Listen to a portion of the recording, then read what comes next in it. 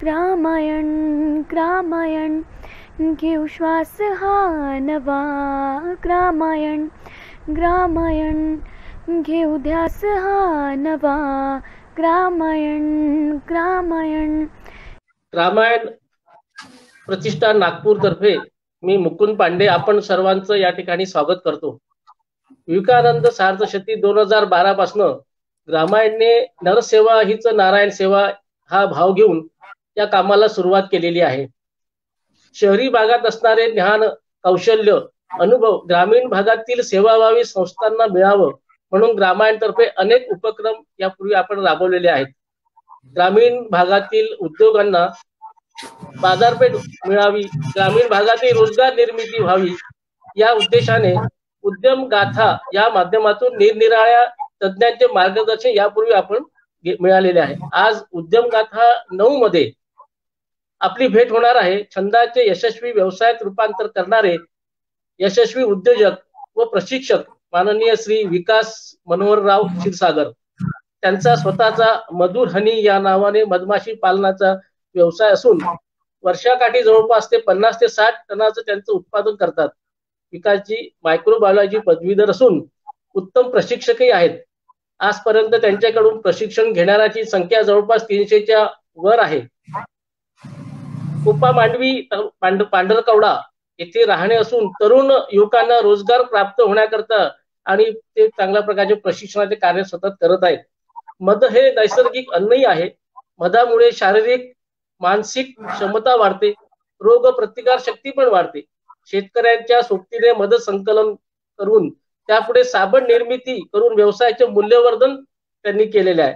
मधमाशी पालनातून रोजगार निर्मिती तसेच शेतीला पूरक असा व्यवसाय त्यांनी या प्रकारे आपल्याला उपलब्ध करून दिलेला आहे. मी त्यांना विनंती करतो की त्यांनी याबाबत अधिक माहिती आपण सर्वांना द्यावी आणि एक सगळ्यांना व्यवसाय करता कसं प्रवृत्त करता येईल त्याबाबत मार्गदर्शन करावे. धन्यवाद. नमस्कार, मी विकास क्षीरसागर.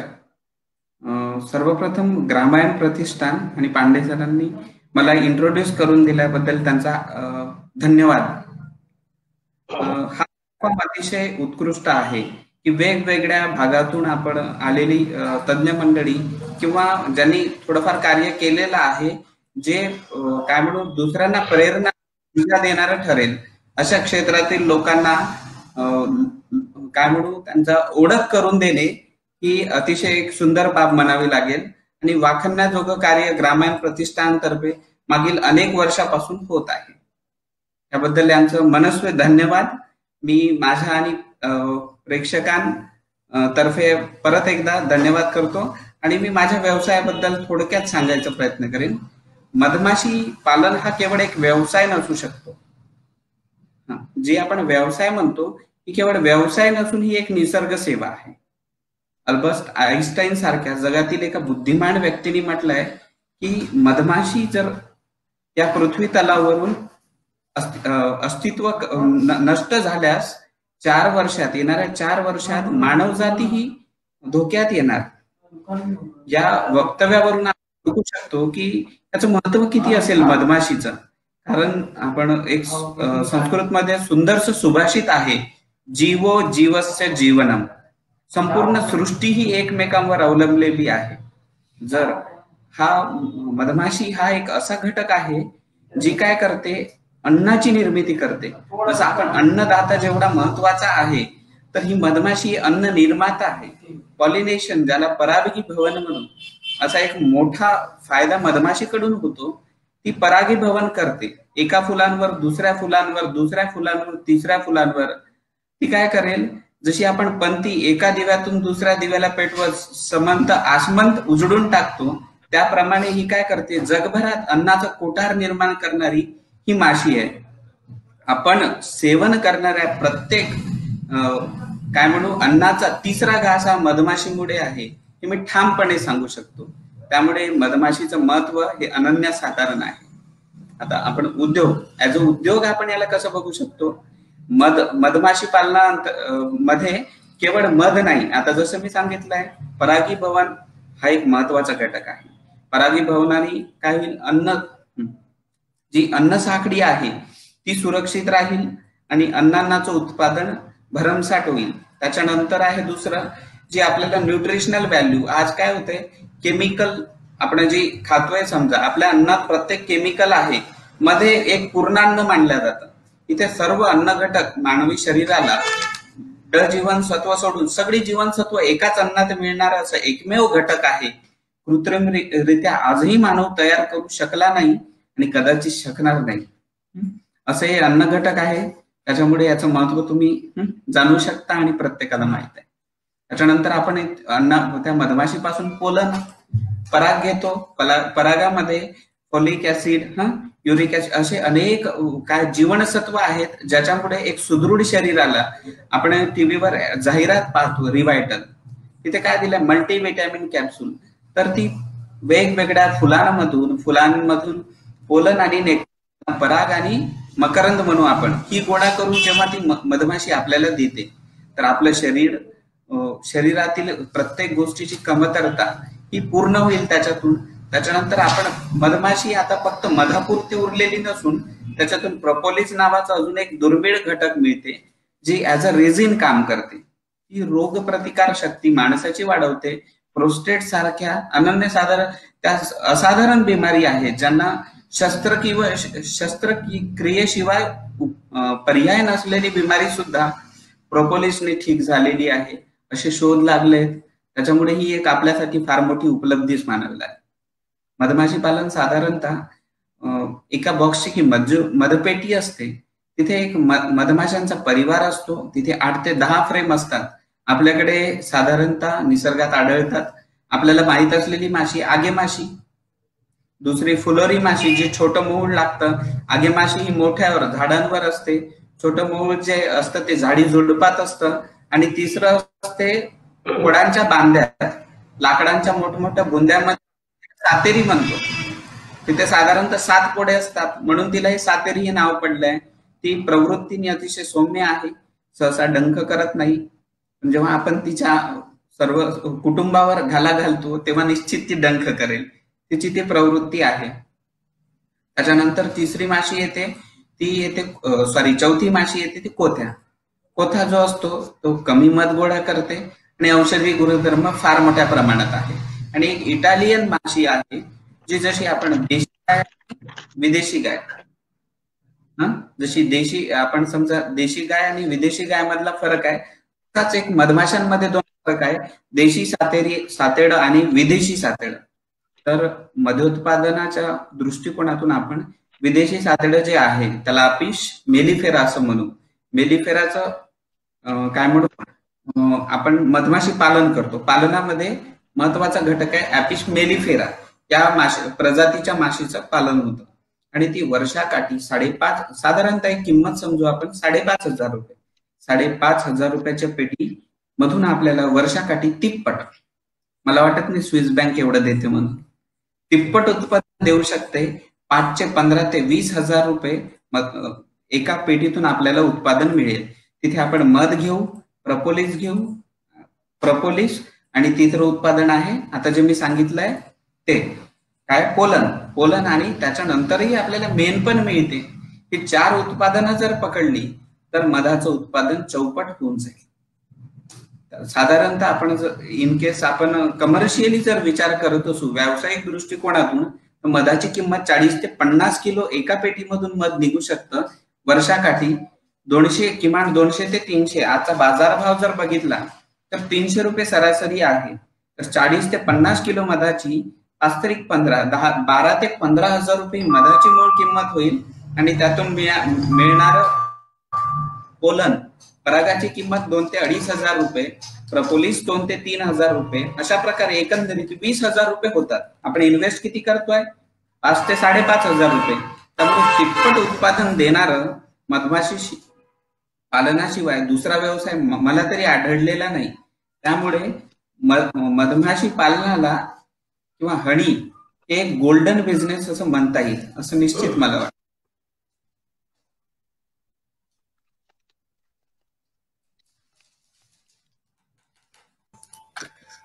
धन्यवाद. विकास सर, प्रश्न आहेत काही? आपण ते प्रश्न घेऊन घेऊ. या व्यवसायात येण्याची आपल्याला प्रेरणा कुठून झाली? सर, एक छंद म्हणून आम्ही सुरुवात केली जेव्हा आम्ही अल्बर्ट आईन्स्टाईन आणि जगातील सर्वोत्तम पुरस्कार, ज्याला सर्वात मोठा पुरस्कार नोबेल विषयी मी थोडस एकदा वाचन करत होतो, तेव्हा असं आढळलं की मधमाशी पालनासंदर्भात अभ्यास करताना माणसाला नोबेलही मिळू शकते. मधमाशी पालन किंवा आपल्याकडे, मी स्पेशली ट्रायबल सेक्टर मधून येतो, तर त्यात अप्रूप वाटावं असं काहीच नव्हतं. मधमाशी पालन किंवा मध एक्स्ट्रॅक्ट करणं किंवा मध गोळा करणं हे आमच्यासाठी एक सामान्य बाब होती लहानपणापासून. पण या सेक्टरमध्ये काम करून एखाद्याला नोबेल मिळतं हे जेव्हा मी ऐकलं, ते वाचलं, तेव्हा मला थोडस इथे जिज्ञासा निर्माण झाली. त्यानंतर मग थोडा सखोल अभ्यास करत गेलो, तर मधमाशी पालन ही निसर्ग सेवा आहे जसं कळालं, तेव्हा मग आम्ही विचार केला की 2 बॉक्स पासून का सुरुवात करू नये. आपण एक छंद म्हणूनच जोपावा, एक निसर्गाला कुठेतरी आपलं देणं लागतं समाज निसर्गाला, म्हणून स्वतःच्या शेतात आम्ही 2 पेट्यांचं इन्स्टॉलेशन केलं. जनवण समितीने आम्हाला त्या प्रशिक्षण दिलं आणि 2 पेट्यापासून सुरुवात झाली. ही सुरुवात नकळत 200च्या वर कधी गेलं हे आम्हाला कळालंच नाही. आणि आता ग्रामीण लोकांना रोजगार उपलब्ध झाला.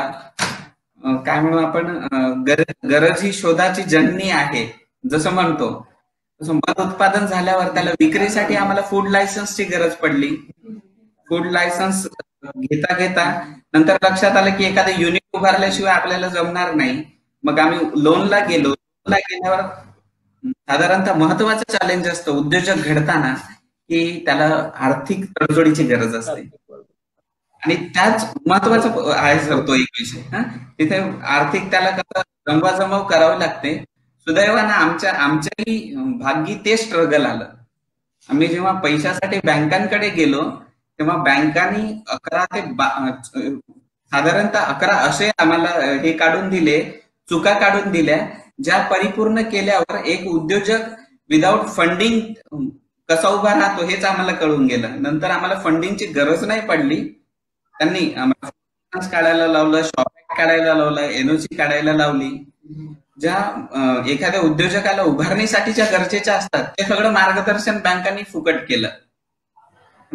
काय होतं, माणूस त्यांनी काढलेल्या चुका किंवा त्यांनी दाखवलेले आपल्याला प्रॉब्लेम हे आपल्याला प्रॉब्लेम वाटायला लागतात, ते प्लस पॉईंट झाले. नंतर आम्हाला एवढं सगळं केल्यावर असं लक्षात आलं बँकेने तर आम्हाला चुका दुरुस्त करता करता उद्योग उभारून दिलाय. शिवायही आम्ही सगळे डॉक्युमेंट पूर्ण करून बसलो होतो. त्यानंतर ग्रामसारख्या प्लॅटफॉर्मवर आम्ही पहिल्यांदा विकायला आलो प्रोडक्ट.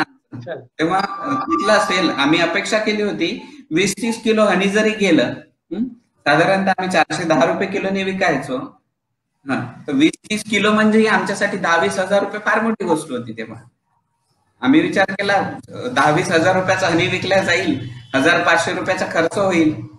पण नंतर असं झालं, सेल असा झाला आमचा की ते क्विंटलनी हनी विकायला गेलं. नागपूर ठिकाणी एक काय म्हणू भरभक्कम असं आम्हाला हे मिळालं प्लॅटफॉर्म. अशा प्लॅटफॉर्ममुळे आमचं विक्री एवढी वाढली की कॉन्फिडन्स लेवल वाढला आणि आम्ही एकाच्या 160 पेट्या वर्षभरात केल्या सर. आम्ही 2 पेट्याच्या 60 मध्ये रुपांतर. फारच छान. म्हणजे ज्या अडचणी आल्या त्याला तुम्ही सकारात्मक दृष्टीने घेऊन त्यातून तुमचा हा व्यवसाय उभा केला. किती लोकांना साधारणतः रोजगार यातून उपलब्ध झाला? सुरुवातीला मी आणि माझी मित्रमंडळी अशी 7 लोक होतो. आज आमचे 25+ लोक काम करतात. वा. पालन ते पॅकेजिंग पर्यंत, पॅकेजिंग मार्केटिंग 3 सेक्टर, मधमाशी पालनची वेगळी, पॅकेजिंग युनिट वेगळं आणि मार्केटिंग युनिट वेगळं, असे 3 प्रभाग केले आम्ही. प्रत्येक ठिकाणी 7-8 लोक काम करतात. आणि यामध्ये आता अजून एक हे आहे की बाजारात आता मोठे मोठे आहे, यांच्याशी आपण स्पर्धा कशी करत आहात? म्हणजे आपण याला जुळून अजून एक प्रश्न विचारावा लागतो की याचे स्टँडर्ड कुठले आहे? म्हणजे जसं आता ISI किंवा फूडशी रिलेटेड असतात काही, हे मानक घेता का? मधाला सर 1 मार्क स्टँडर्ड आहे. मधाला आपण एका स्टँडर्ड मध्ये मोजल्या जातं, ते 1 मार्क स्टँडर्ड. जिथे काय होतं, मधमाशी पालन करणारा व्यक्तीच त्याची पूर्तता करू शकतो. विशेषतः जी बाकी कंपन्या आहेत त्यांना काय म्हणू, फीड हनी, प्रकारच्या हनीमध्ये सुद्धा बरेच प्रकार आहेत सर. आपण जे साधारणतः पाहतोय, मधमाशीला साखरेचा पाक सारून मध तयार करता येतं. बाकी कंपन्या ही करते. मधाचा दर्जा ठरतो, त्या दर्जेत मधमाशी पालन करणारी ही अव्वल दर्जाचं हनी देऊ शकतात. बाकी कंपन्यांचं सांगता नाही येणार. पण जे स्पर्धेत करतो आपण, की मधमाशी पालनामध्ये स्पर्धा आणि मधोद्योगात स्पर्धा फार मोठी आहे. पण तिथे जी काय म्हणू आपण कस्टमर आहेत, ग्राहक वर्ग आहे, तो एवढा चोखंदळ आहे. कारण आपण 100 रुपये किलोचं तेल खाणारी लोक आहेत साधारणतः देशांमध्ये.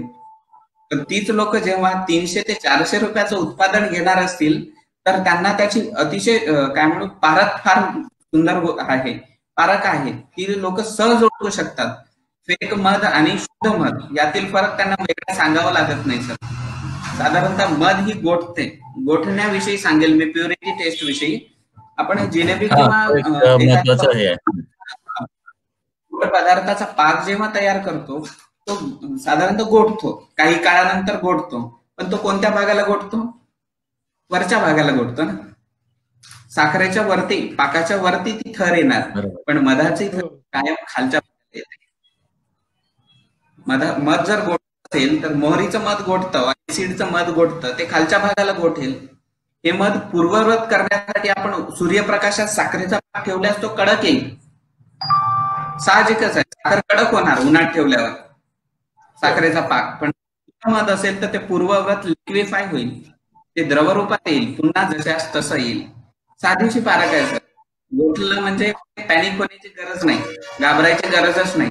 त्या मधाची त्या फुलांवर, वेगवेगळ्या फुलांवर मधमाशी बसते, त्याचे गुणधर्म त्याच्यात असतात.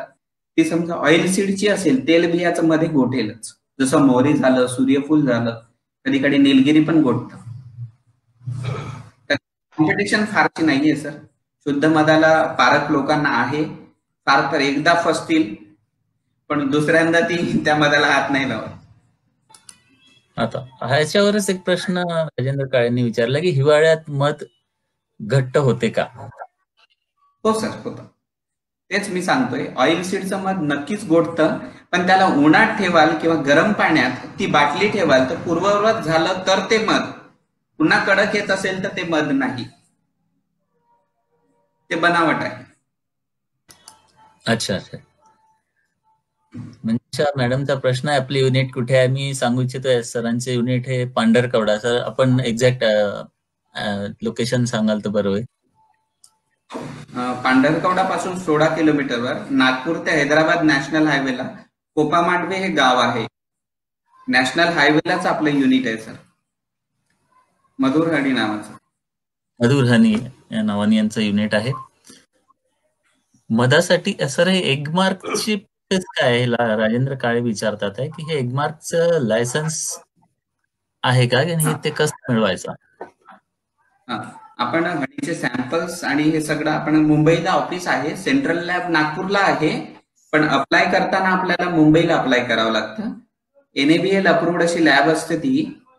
काही पॅरामीटर ठरलेले आहे मधांचे. ती पॅरामीटर टेस्ट ती सेंट्रल लॅब घेते आणि त्याचा रिपोर्ट आपल्याला प्रोव्हाइड करते विदिन 7 days, 7 ते 15 days त्यांचा वेळ आहे. त्या काळात आपल्याला ते मिळतील सर.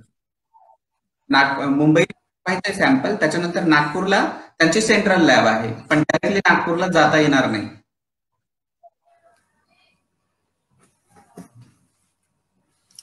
याच्यामध्ये सरकारी जसं योजना किंवा आता तुम्ही KVSCचं माध्यमातून घेतल्या तशा कुठल्या योजना आहेत ज्या या उद्योजकांना सहाय्यभूत आहेत? हनी मिशन नावाची एक योजना आहे. हनी मिशन मध्ये लाभार्थ्याला प्रशिक्षण दिलं जातं, बेनिफिशियरीला. 5 दिवसाच्या प्रशिक्षणानंतर त्याला 10 मधमाशांच्या पेट्या देऊ केल्या जातात. SC ST ला 90% सबसिडी आहे. जी साधारणतः 4,500 रुपयाची पेटी मानू 45,000 रुपयाच्या ठिकाणी त्याला 4,500 रुपये भरायचे आणि जनरल कॅटेगरीला त्यांना भरायचे 9,000 रुपये. त्यात त्यांना 10 मधमाशांच्या पेटी संच मिळेल. त्यानंतर उद्योग उभारणीसाठी मॅन्युफॅक्चरिंग करायचं असेल, इन केस जसं आपण केलंय मधुर हनीचं, तसं हनीचं हे ब्रँडिंग केलंय आपण. तर असं करायचं असेल मॅन्युफॅक्चरिंग उद्योगाला PMEGP, Pradhan Mantri employment generation programme, prime minister employment generation programme, या योजनेअंतर्गत आपल्याला 25 लाखापर्यंत सबसिडी मिळते. सॉरी, लोन मिळतं. त्यात 35% सबसिडी आहे. ते MSMEच आहे आपल्या. त्याच्यानंतर आहे सेकंड पार्ट आहे सेवा उद्योगाचा. इन केस आपण मधमाशी पालनाचे काम करतोय तर त्याच्यात आपल्याला 10 लाखापर्यंत पण मिळू शकतं. ते 10 लाखाचं आपल्याला विदाउट मॉर्गेज, विशेष म्हणजे विदाउट मॉर्गेज आहे, विदाउट गॅरंटर, असं 10 लाखापर्यंत लोन मिळू शकतं. सेवा उद्योग म्हणजे काय, थोडं सांगता येईल का? सेवा उद्योग, सेवा आणि मॅन्युफॅक्चरिंग दोन प्रकारचे आहे. आपण जिथे सेवा उद्योगामध्ये बरेचसे उद्योग येतात सर खादीच्या स्कीम मध्ये, जसं आपण कम्प्युटरशी रिलेटेड उद्योग, आपण लोकांचे फॉर्म भरून देतोय, किंवा किराणा दुकान, अशी उद्योग आहे. दूध, काय म्हणू आपण, दूध डेली नीड्स वालं, दुधाचं दह्याचं दुकान, सकाळचं नाव्याचं दुकान, किराणा दुकान, भांड्याचं दुकान, हे सगळे सेवा उद्योग. कापड शिवण्याचं दुकान, हे सगळं, ब्युटी पार्लर, हे सगळे सेवा उद्योगात येतात. मॅन्युफॅक्चरिंग मध्ये आपण एखादी गोष्ट निर्मिती करतोय, जसं भांड्याचं साबण, निरमा, साबण, शॅम्पू, ही छोटी छोटी जी उद्योग आहेत 25 लाखाच्या आतमध्ये येणारी, हे निर्मिती उद्योग असं आहे सर. हे दोन वर्गीकरण झालेलं आहे. खडू बनवणं, हे सगळं निर्मितीमध्ये, याला 25 लाख मिळतील तुम्हाला.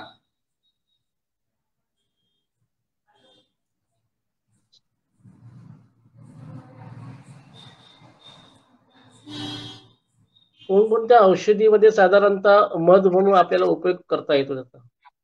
हा सर, अतिशय मधाला औषधी गुणधर्म तर आहेच. पूर्णांनासोबत जसं आपण ओव्याचं मध आहे, साधारणतः हिवाळ्या आणि थंडीच्या दिवसात किंवा पावसाच्या दिवसात आपण वात विकारासाठी म्हणून ओव्याचा उपयोग आहारामध्ये मोठ्या प्रमाणात करतो थंडीच्या दिवसात. तर हे जे आहे, जसं खोकला, दमा, गुडघेदुखी, वात विकारांमध्ये ओव्याचं मधाचा हे अनन्यसाधारण महत्व आहे, किंवा त्याच्यात तसे गुणधर्म आहेत जी त्या सीझनसाठी आपल्याला शरीराला आवश्यक आहे, किंवा आपण ते सेवन करतोच आहे. तेव्हा तशा सीझन मध्ये खोकला, कफ असेल किंवा गुडघेदुखी, वात विकार असतील, तेव्हा ओव्याचं मध खाऊ.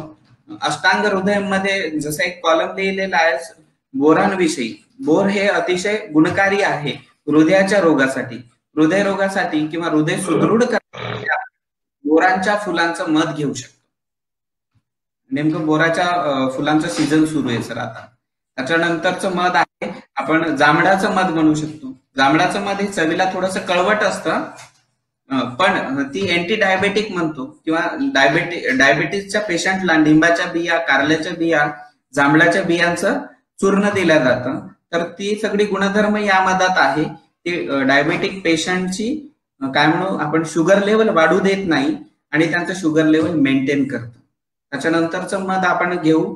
नेक्स्ट बेरी, लिची वगैरे आहे, हे याच्यात बेटा कॅरोटीन हाय प्रमाणात आहे. लिची वगैरे जे आहे, लिची फ्रूट, त्याच्यात बेटा कॅरोटीन हे हाय प्रमाणात असल्यामुळे मेटाबॉलिझम बर्न करेल शरीरातली, आणि वजन आणि स्किन सौंदर्याच्या दृष्टिकोनातून तजेलपणा चेहऱ्यावर येईल. त्याच्यासाठी आपण लिची फळांचं, जसं ऍपल आहे, सीडर आहे, बेरी आहे, लिची आहे, याचं मध वापरू. याच्याशी एक प्रश्न मला विचारावा वाटतो. राजेंद्र काळेंनी पण विचारलेला आहे प्रश्न, की जसं आता तुम्ही वेगवेगळ्या झाडांची नावं घेतली, बोराचा मध किंवा लिची वगैरे जे काय, तर हे त्या झाडावर असलेलं असं समजायचं का? नाही तर आपण जेव्हा मधमाशी पालनाला हे मायग्रेटरी बिझनेस म्हणतोय, एका ठिकाणी स्थायिक होऊन व्यवसाय होत नाही हा. कारण यांनी विचारलंय की माश्या अनेक किलोमीटर जाऊन मध गोळा करतात, मग एका विशिष्ट मध कसे तयार होते? हा सर, हे कसं म्हणता येईल आपल्याला की विशिष्ट मध कसं होईल?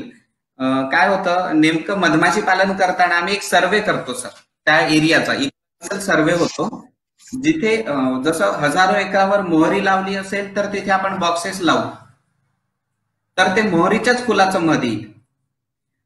निसर्गाने एक सुंदर रचना केलेली आहे. प्रत्येक फुलाला हा वेगवेगळ्या ऋतूंमध्ये येतो फ्लोरा, बरोबर आहे. प्रत्येक वृक्षाला फ्लोऱ्याचा सीझन वेगळा. ही रचना आपल्याला तिथे मदतगार ठरते. जेव्हा कडुनिंब फुलतो तेव्हा आपण पेट्या जर ठेवल्या तर कडुनिंबाच्या फुलावरच जातील. जेव्हा अर्जुन फुलतो तेव्हा अर्जुनाचंच मध येईल. सूर्यफूल फुलतो तेव्हा सूर्यफूल, किंवा कांदा बीज आपल्याकडे 5-6 एकरात असेल तिथे पेटी जर ठेवली मधमाशांची तर फक्त कांद्याच येईल आपल्याला. आणि मधमाशी पालन करणे आणि काय म्हणतो रानातून गोळा करणे, इथे एक महत्वाचा भाग असा आहे सर, हे मध का चांगलं असणार आहे? कारण आपण ज्या परिसरात माशी ही 2.5 किलोमीटरच्या सर्कम्फरन्स मध्ये फिरणार आहे, पण आपण काय करतो त्या 2.5 किलोमीटरच्या एरियामध्ये विषाक्त वनस्पती, जसं काय म्हणू आपण त्याला, बेशरम, ते रुईचुकाचे काही वनस्पती असतात, विषारी घाणेरी वगैरे ज्या वनस्पती आहेत त्या वनस्पतींचा आपण भाग तोडून टाकतो.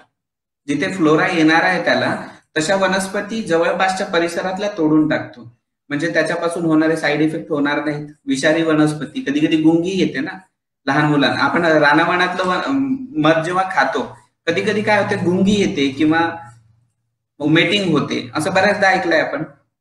का होते तर ती माशी काय करते, तिला दिसेल त्या फुलावर पासून कलेक्ट करेल, तिला फुलच पाहिजे, पण ते मग तिला चालतं पण आपल्या शरीराला कदाचित अपायकारक ठरू शकतं. ऍडल्ट पर्सनला नाही होणार पण निश्चित लहान मुलांना कधी कधी अपायकारक ठरू शकतं. त्याच्यामुळे काय म्हणू, ओमेटिंग आणि डिसेंट्री होण्याची शक्यता असते. त्याच्यामुळे मधमाशी पालकांचं मल्टीफ्लोरल आणि युनिफ्लोरल, जसं आता मी बोललोय, जंगलातलं मध काय मल्टीफ्लोरल असेल, तिथे सर्व प्रकारची फुलं असणार. कोणतंही निसर्गात एका सीझन मध्ये फुलणारी 4-5 वनस्पती असेल तर 4-5 वनस्पतीचं येईल. पण मधमाशी पालक तुम्हाला युनिफ्लोरल मध देऊ शकतो. मोहरीचं वेगळं, सूर्यफुलाचं वेगळं, बोराचं वेगळं, बाबळीचं वेगळं, कडुनिंबाचं वेगळं आणि जांभळाचं वेगळं, पर्टिक्युलर देऊ शकतो. हे तयार झालं हे कसं समजते? किती कालावधी साधारणतः हा त्याच्यासाठी लागतो? मधमाशी पालनामध्ये शास्त्रशुद्ध पद्धतीने जेव्हा मध काढतो आपण तेव्हा मधाचं पोळं हे संपूर्णतः नष्ट केलं जात नाही. त्याच्या आपण जे पोळा पाहतो त्याचं षटकोनी जे हे असतं घर, त्याच्यावरचं कॅप काढलं जातं, ते जे सील वरती लावलेलं असतं, फक्त कॅपिंग काढून आपण मध बाहेर काढतो मधयंत्राने.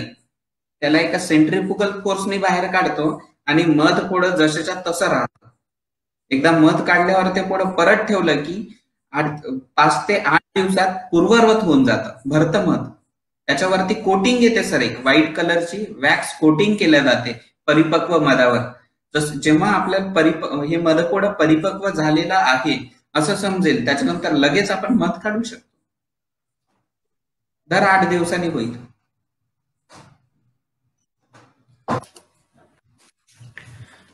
आपलं जे आहे ते एक्सपोर्ट करण्यासाठी काही वेगळ्या प्रक्रिया कराव्या लागतात का?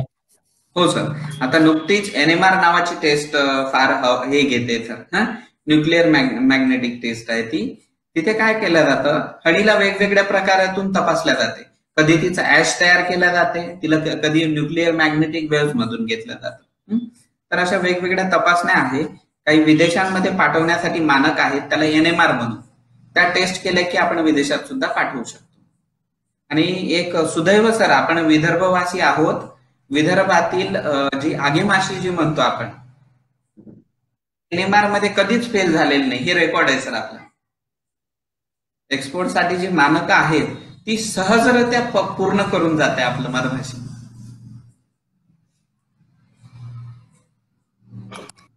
वा, हे विदर्भातल्या माशीचं म्हणजे हे आपल्याला देणं आहे सर माशीचं. हे विदर्भासाठी भूषण आहे एक चांगलं. संजयजींचा प्रश्न आहे, पोलन वेगळे करण्याने मधाची क्वालिटी खराब होणार नाही का? काय वेगळं करण्याने? Pollen pollen pollen. हा सर, मध आणि पोलन हा वेगळा विषय आहे. आपण पोलनचं सेवन वेगळं करू शकता आणि मधाची पण पोलन युक्त मध हे लवकर खराब होऊ शकतं. विशेष गोष्ट आहे, ते फिल्ट्रेशन होतं समजा, ती पोलन काढल्या जाते. गुणवत्ता आपण काय म्हणू, मध पोलनयुक्त मधाला मध नाही म्हणता येणार. जरी एक स्टँडर्ड आहे, त्याच्यात काही प्रमाणात पोलन असणं गरजेचं आहे, जेणेकरून काय होईल, मधाचा पण फायदा होईल आणि पोलनचा. शरीराला अतिशय पोषक आहे पोलनयुक्त मध. पण असं मध फार जास्त काळ टिकू शकणार नाही, तो नाही करू शकणार आपण. त्याच्यामुळे सर, मध खाताना सेपरेट मध घ्या असं माझं म्हणणं आहे. जेव्हा आपल्याला पोलनची गरज आहे तेव्हा पोलन सुद्धा आज मार्केटमध्ये अवेलेबल आहेत. आपण सुद्धा पॅकिंग करतोय. मी 50 ग्रॅम, 100 ग्रॅम आणि 2 पॅकिंग मध्ये आपलं पोलन पण अवेलेबल झालेलं आहे. त्याला आपण मधुर ग्रामोद्योग नावानेच प्रेझेंट केलाय. तर ते पण सुटेबल आहे. मध वेगळं घ्या, पोलन वेगळं घ्या. कारण काय, ते मधयुक्त पोलनयुक्त मध जर असेल, लहान मुलांनाही ते हेवी ठरेल. वयोमर्यादेनुसार सगळ्यांना ते पाचक असं नसणार आहे. त्याच्यामुळे थोडस आपण 2 गोष्टी वेगळ्या केल्या फार सुंदर राहील असं मला वाटतं. आता त्यानंतर एक प्रश्न, पोळं रात्रीच काढायचं असं काही असते का? काढताना काय खबरदारी घ्यावी लागते? म्हणजे असं खबरदारी आहे म्हणजे मध काढताना काय असतं, मधमाशी मध पेटींमधून जेव्हा मध काढतो आपण, त्यांची प्रवृत्ती सकाळी, मधमाशांची एक नॅचरल टेंडन्सी आहे, सकाळी आणि सायंकाळी फार उग्र नसतात. त्याच्यामुळे मधमाशांची पेटीची हाताळणी सकाळी आणि सायंकाळी केल्या जाते. हेच एक रिझन आहे सर, एकमेव रिझन आहे. कमी आक्रमक आणि स्वभावाने थोड्याशा बऱ्या असतात त्या काळात. काय विशेष खबरदारी घ्यायची असते? आपण डार्क कापड, जी ब्लॅक कलरचं, समजा काळ्या कलरचं काही परिधान करू नये, किंवा चेहऱ्यावर एक जी सुरक्षा रक्षक कॅप आहे मधमाशीसाठी, तिला आपण बी वेल म्हणतो, ती परिधान करावी, अन्यथा चेहरा सुजेल, एवढं निश्चित आहे.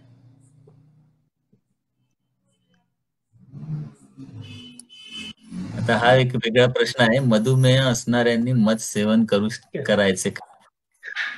निश्चित करावं. मधुमेह असणाऱ्यांनी जांभळाचं मध, मी याच्या पूर्वी बोललोय, पण ते डॉक्टरच्या सल्ल्यानुसार करावे.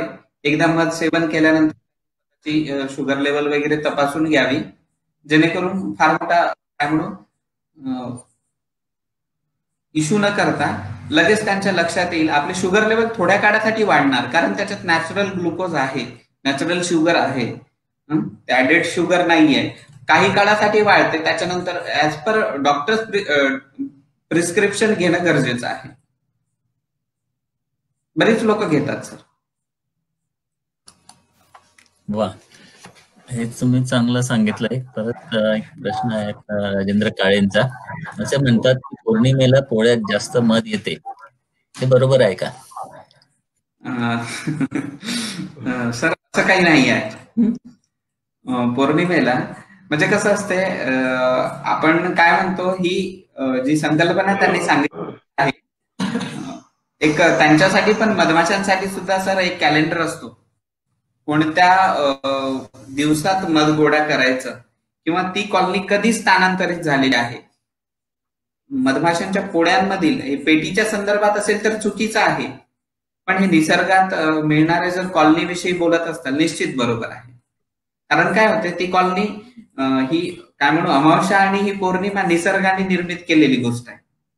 तर यांचे वसाहतीचं मायग्रेशन जे होतं, स्थानांतरण एका ठिकाणाहून दुसऱ्या ठिकाणी, तर ते त्या कॅलेंडरनुसार येतात. मला बऱ्याचदा आढळलेले आहे, मी अभ्यास केला त्याचा, तर ते तसं आढळलं आहे सर. पण त्या काळात मायग्रेट झाल्यामुळे तो कालावधी तसा आपल्याला वाटतो, पण तसं काही होत नाही निश्चित. त्यांचं स्थानांतरण अमावस्या पौर्णिमेच्या बेसवर होतं, पण मधाचं कमतरता किंवा खाऊन टाकतात पौर्णिमेला अमावस्याला, असं काही होत नाही. निश्चितपणे राजेंद्रजींना उत्तर मिळालं असेल. आता एका पोळ्यात किती मध होते आणि वॅक्स कसे निघते आणि किती निघते? वॅक्सचा उद्योग हा सर, वॅक्सचा उद्योग आपल्याला डिपेंड करतं सर, आपण किती मधपोडे हे करणार आहोत. साधारण किती क्वांटिटी मध निघते आणि वॅक्स किती निघते असा प्रश्न. ओके, आगेमाशीमधून जर आपण काढत असू तर 1 ते 1.5 किलो पर्यंत वॅक्स निघू शकतं एका वेळेस, 1 ते 1.5 किलो, आणि मध ते 7 ते 15 किलो पर्यंत असू शकतं. आणि जेव्हा आपण पेट्यांमधून मध काढतो तेव्हा काय होतं, हार्डली 100 ते 120 ग्राम वॅक्स निघू शकतो.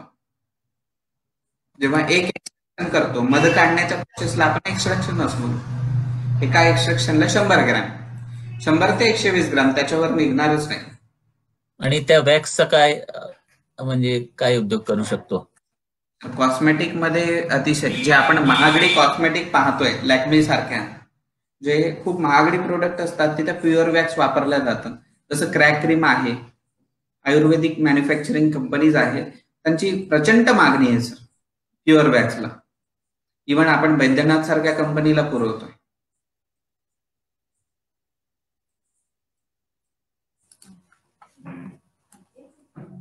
म्हणजे एका याच्यातून आपण 2 गोष्टी हे करू शकतोय. मध आहे, वॅक्स आहे आणि पोलन, 3 गोष्टी. 3 गोष्टी. प्रपोलिस ही 4थी गोष्ट आहे. प्रपोलिस ही डायरेक्टली वापरता येणार नाही, तिला फॅक्टरीज आपण एखाद्या प्रोसेसिंग युनिट मध्येच प्रोसेसिंग करून वापरावं लागतं. पण 3 गोष्टी डायरेक्ट करू शकतो किंवा विकू शकतो. मध आहे, मेन आहे आणि तिसरं पोलन आहे. पोलनची किंमत हे संजयजींनी विचारलेलं आहे, पोलनची किंमत काय असते साधारणतः? 2 ते 2.5 हजार रुपये किलो आहेत सर.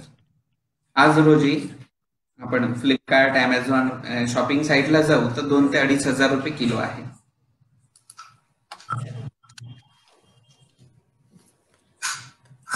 तर हा सुमित माइनकर यांनी विचारलेला प्रश्न आहे सर, रॉयल जेली जमा करणे सहज शक्य आहे का? हो, अगदी सहज शक्य आहे सर.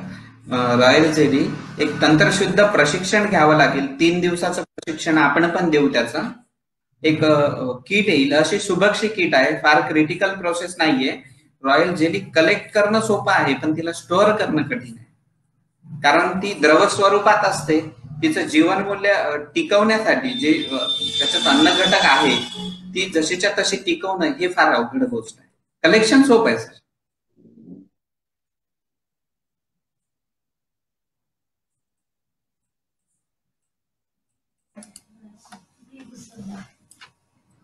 रेवती जोशी मॅडम आहे, हा उद्योग सुरू करण्यासंदर्भात आपण नवीन उद्योजकांना काय मार्गदर्शन कराल? यापूर्वी मी एक सांगून देतो, सगळे आमचे जे ऐकणारे आहे, लाईव्ह बघणारे आहे, आपल्यासोबत आज विकास मोहनराव क्षीरसागर उद्योजक आहेत, मधाच्या व्यवसायात आहे ते, आणि मधुर हनी या नावाचा त्यांचा.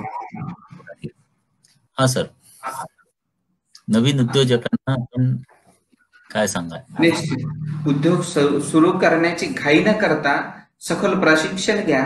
एखादा काय म्हणू सक्सेसफुली जो उद्योग करतोय त्याच्याकडे काही दिवस काम करा. बी किपिंग वर काम करत असाल तुम्ही, एखाद्या मधमाशी पालन समूहासोबत कनेक्टेड होऊन काही दिवस मार्गदर्शन घ्या, सखोल शिका, त्यानंतर सुरुवात करा. कारण इथे एक काय करतोय आपण, एक लाईव्हहुड आपण जपतोय, एक जीवन आहे, तर त्याला अतिशय काय म्हणू काळजीपूर्वक जपणं गरजेचं आहे. जोपर्यंत मधमाशीचा सखोल अभ्यास होत नाही तोपर्यंत सगळ्यांना कडकडीची विनंती आहे की काही गडबड करू नये.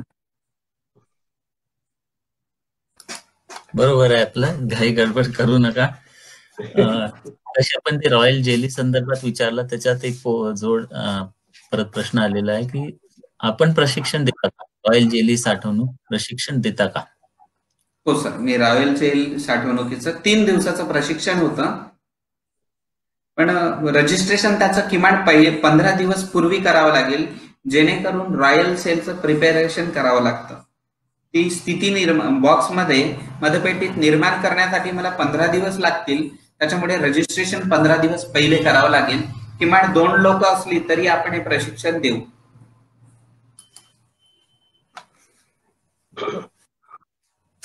सुरेखा सराफ मॅडम विचारतात की मधाला एक्सपायरी डेट असते का? हा सुंदर प्रश्न आहे. वर्षांना जेवढं जुनं तेवढं चांगलं. आणि आताच काही प्रश्न उपस्थित झाले होते, मधांमध्ये पोलन असणं गरजेचं आहे का, किंवा ते मध चांगलं असतं का? पोलनयुक्त मध वर्षानुवर्ष साठवल्यास तळाशी असलेलं पोलन वरत्या भागात येऊन सडायला लागेल. हे मध कधीच चांगलं नाही. पण आता मॅडमचा प्रश्न नेमका कसा होता, एकदा रिपीट करा सर. एक्सपायरी डेट असते का? एक्सपायरी डेट असते का?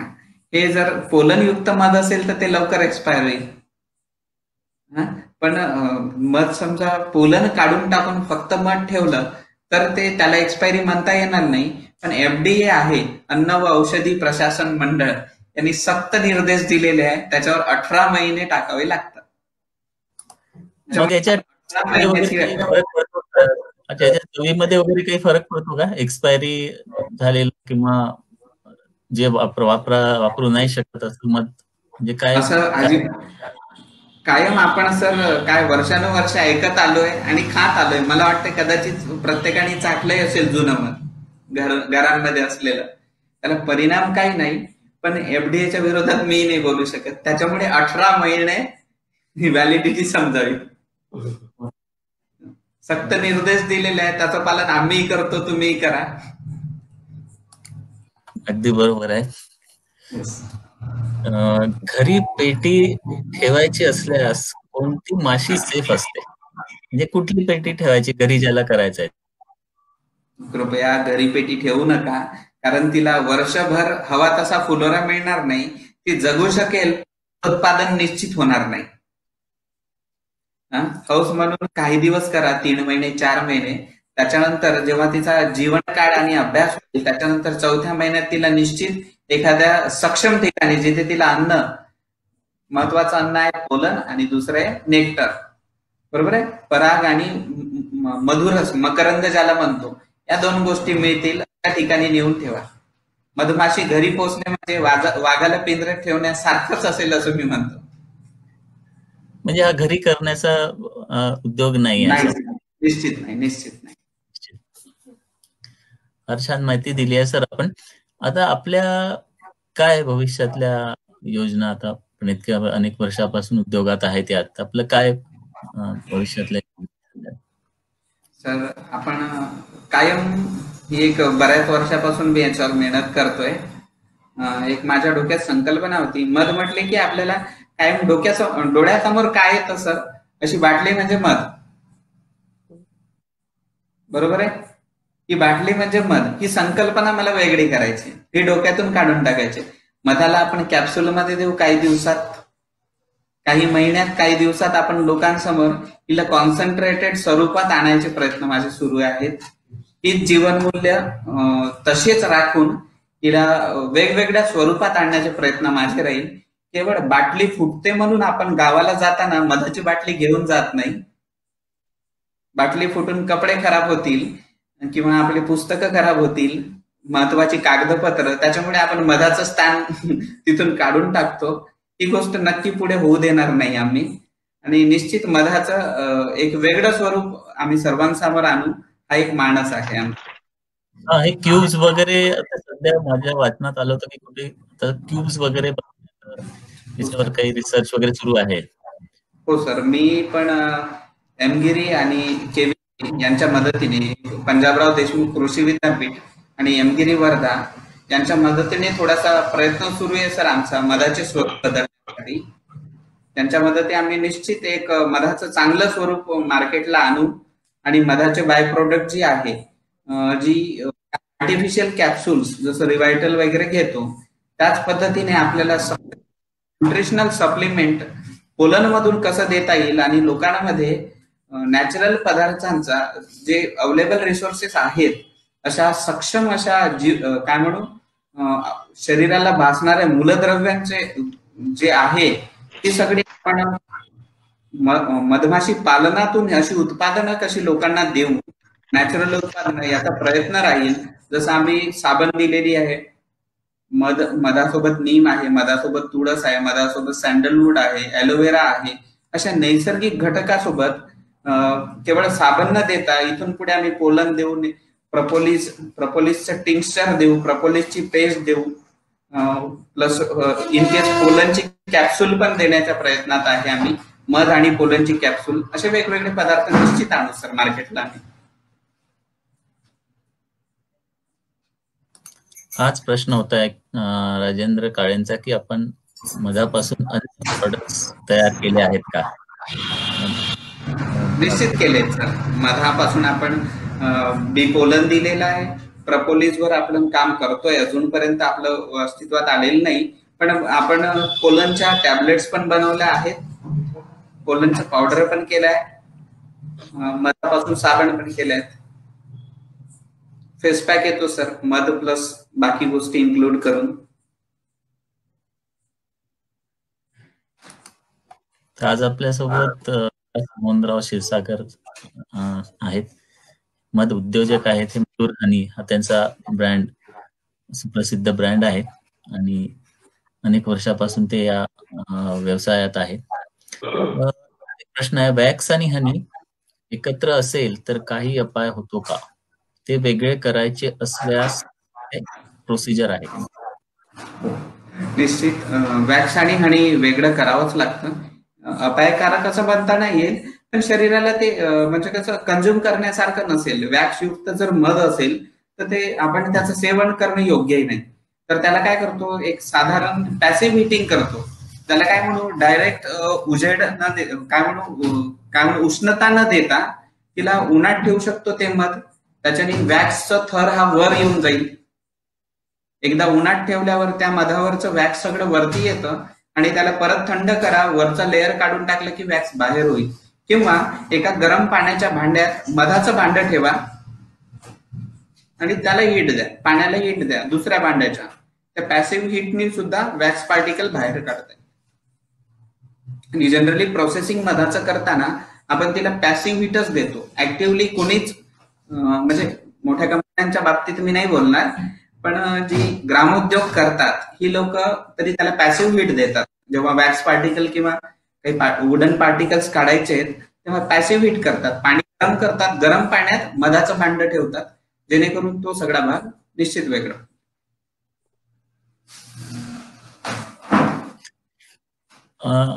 सर, आपण एकदा आपला संपर्क, फोन नंबर किंवा ईमेल सांगितला तर कुणाला जर आपल्याशी संपर्क करायचा असेल तर ते करू शकतो.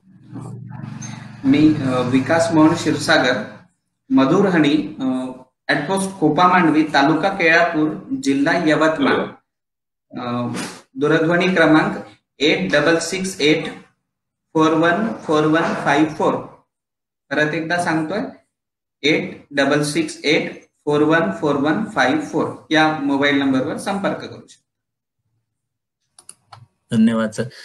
कोणी मध विकत घेऊ शकतो शकाल का? म्हणजे आपण विकत पण घेता का?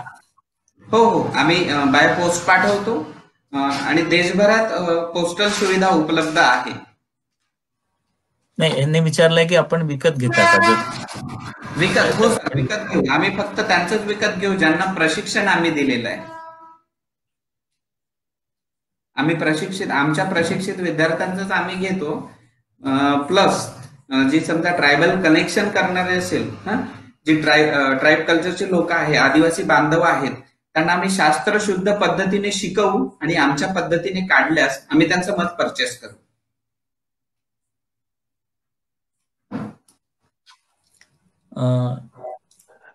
अनेक प्रश्न येऊन राहिले आपल्याला. विचारायचं आहे की म्हणजे आपल्या एज्युकेशन सिस्टीम मध्ये किंवा शैक्षणिक याच्यामध्ये कुठे असं हे आहे का की ज्याच्यात याबद्दल प्रशिक्षण दिलं जातं? आपला कोर्स म्हणा. कोर्स ना सर, सेंट्रल बी रिसर्च इन्स्टिट्यूट आणि खादी विलेज इंडस्ट्रियल कमिशन या दोन संस्था आहे. नागपूरला डिव्हिजनल ऑफिस आहे, सदरला, सोमलवार भवन सदरला. तिथे तुम्ही नोंदणी करू शकता. तिथून प्रशिक्षण मिळेल तुम्हाला. तुम्ही ज्या जिल्ह्याचे आहे त्या जिल्ह्याच्या जिल्हा उद्योग केंद्रात पण नोंदणी होते, किंवा सेंट्रल बी रिसर्च इन्स्टिट्यूट पुण्याला CBRTI नावाचे इन्स्टिट्यूट आहे, तिथे पण सखोल प्रशिक्षण 1 दिवसाच्या मधमाशी पालन अवेअरनेस प्रोग्राम, जनजागृती प्रोग्राम पासून तर 6 महिन्याच्या कोर्स पर्यंत सगळं अवेलेबल आहे. आणि अजून एक विशेष गोष्ट सांगायची, मधमाशीचा उगम हा महाराष्ट्रात झालेला आहे. दुर्दैव आपलं की काय म्हणू, इकोलॉजिकल किंवा नैसर्गिक याच्यामुळे याचा खूप जास्त प्रसार उत्तर भारतात झालेला आहे.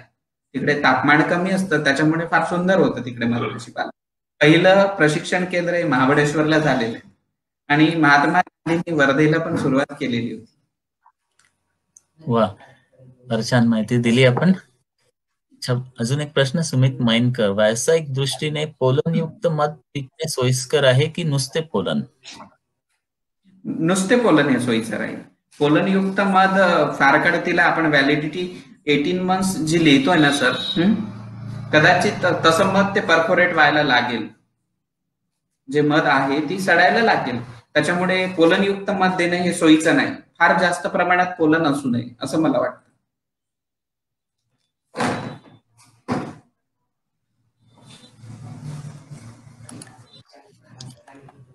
या काही विशेष अनुभव, आपले काही अनुभव या व्यवसायात आल्यावरती?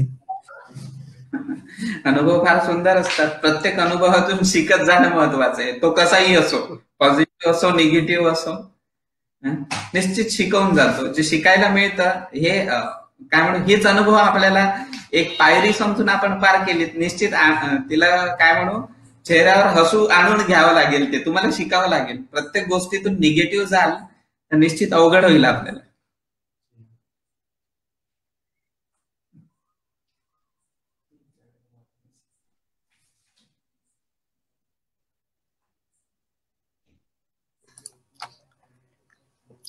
फार छान उत्तर दिलं सर आपण. पुढचा प्रश्न, कोणत्या मधासाठी चांगले आहेत? सर परत एकदा प्रश्न. कुठलं प्लांट्स मधासाठी चांगलं आहे, म्हणजे कुठल्या झाडाचं मध हे चांगलं असतं? सर हा प्रश्न म्हणजे फार कठीण प्रश्न आहे. तसा प्रत्येकाची आवड निवड आरोग्याच्या दृष्टिकोनातून ठीक आहे. मला बोरीचं मध हे फार जास्त आवडतं. प्रत्येकाची आवड निवड असू शकते, कारण टेस्ट वेगळा आहे. लहान मुलांना आपण लिची बेरी वगैरे देतो, खायला सुंदर आहे. आणि प्रत्येक कानाकोपऱ्यात, देशाच्या प्रत्येक कानाकोपऱ्यात वेगवेगळी पिकं निघतात, त्यामुळे प्रत्येकाचा टेस्ट वेगळा असणार आहे. पण मध हे काय म्हणू, त्यात काय कंटेंट आहेत ती सर्वांमध्ये जवळजवळ सारखी असतात. एखादा एक्स्ट्रा कंटेंट असू शकतो, जसं कडुनिंबांमध्ये आपल्याला वेगळं हे मिळू शकतं, लीचीमध्ये बेटा कॅरोटीन मिळतं, इथे ॲझोटोबॅक्टर येईल. समजा एखादी गोष्ट कमी जास्त फॉलिक ऍसिड आहे, त्या गोष्टी कमी जास्त प्रमाणात असू शकतात. चवीनुसार चव आणि गरज, समजा ज्यांना जसं आरोग्याला जी गरज आहे ती घेता येईल. आणि ओव्याचं फार छान आहे, लहान मुलांनाही फार आवडतं. चॉकलेटी टेस्ट असते त्याची. फॉरेनच्या मधमाशा आणतात त्या आपल्या माशीला हानिकारक असतात का? काय म्हणतात? फॉरेनच्या मधमाशा, राजेंद्र काळेंचा प्रश्न आहे. फॉरेनच्या मधमाशा आणतात त्या आपल्या माशीला हानिकारक असतात का? हो सर, स्वार्मिंग होतं. जेव्हा 2 प्रजाती एका ठिकाणी येतात तेव्हा संघर्ष नक्की होतो. एक काय म्हणू आपण, एक सामाजिक गोष्ट आहे. नवी सून आणि जुनी सासूतही संघर्ष होतो. हे तर विदेशी माशी झाली. तेवढा संघर्ष नक्कीच होतो. फारच छान माहिती दिली आज आपण. आपला वेळ आता संपत आल्यात. अनेक लोकांनी प्रश्न विचारले आपल्याला. मी मुकुंदरावांना विनंती करतो त्यांनी प्रदर्शन करावं. वा, खूप छान सुंदर माहिती दिली आहे. सगळ्या आलेल्या प्रश्नांची सुद्धा समर्पक उत्तरे दिली आहे. मला असं वाटते सगळ्यांना बरीचशी माहिती त्यातनं मिळाली आणि छंद म्हणून सुरू केलेला व्यवसाय म्हणून उद्योजक म्हणून ते आज त्याकडे गोल्डन बिझनेस म्हणून बघतायत. खरंच अशा प्रकारचं सगळ्यांनी जर विचार करून या व्यवसायाकडे बघितलं निश्चितच सगळ्यांना त्यापासून रोजगार निर्मिती करता अधिक मदत होईल. विकासजींनी खूप छान माहिती दिली. विकासजी मी या ठिकाणी आभार व्यक्त करतो आणि प्रशिक्षणाकरता जेव्हा केव्हा आम्ही बोलवू त्यावेळेला त्यांनी निश्चितच आम्हाला मदत करावी अशी मी त्यांना विनंती करतो. रामायण प्रतिष्ठानतर्फे मी विकासजींचं आभार व्यक्त करतो आणि प्रशांतजींना पण आभार व्यक्त करतो की प्रशांतजींनी पण आज छान मुलाखत रंगवली. धन्यवाद. आम्ही पण कायम आभारी आहोत ग्रामायण प्रतिष्ठानाने. धन्यवाद विकास. धन्यवाद.